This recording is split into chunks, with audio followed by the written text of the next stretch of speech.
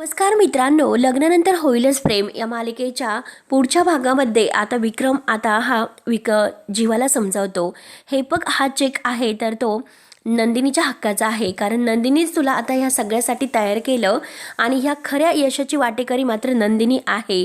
त्यामुळे हा चेक मात्र तू तुझ्या घरच्या लक्ष्मीच्या म्हणजे नंदिनीच्या हातामध्ये ठेव. तेव्हा आता जीवा विचारच करत असतो आणि तेवढ्यात आता अभिनंदन करत कॉन्सलर तेथे येतो. जीवा मात्र कॉन्सलरकडे पाहतच असतो, कारण नंदिनीने आता डिव्होर्स मागे घेतलेला असतो. ही आनंदाची बातमी तो सांगायला तेथे आलेला असतो आणि तेवढ्यात मात्र आता जीवा त्याच्याकडे पाहतच असतो. त्यानंतर आता इकडे रम्याच्या हातामध्ये तो पेन ड्राईव्ह लागतो आणि त्यामध्ये तो व्हिडिओ आहे. तर काव्याचा बॉयफ्रेंड हा जीवाच आहे हे त्यांना जेव्हा समजते तर वसू आत्या आणि रम्या यांना दोघींना खूपच आनंद होतो. तर गुरुजी मात्र आता लगेच 16 डिसेंबरला काहीतरी अघटित घडणार आहे आणि तो धनु तर जो मासारंभ आहे तर त्या दिवशी अगदी एक खूप अघटित घटना घडणार आहे. जीवा, काव्या, पार्थ आणि नंदिनी यांना सांगतात.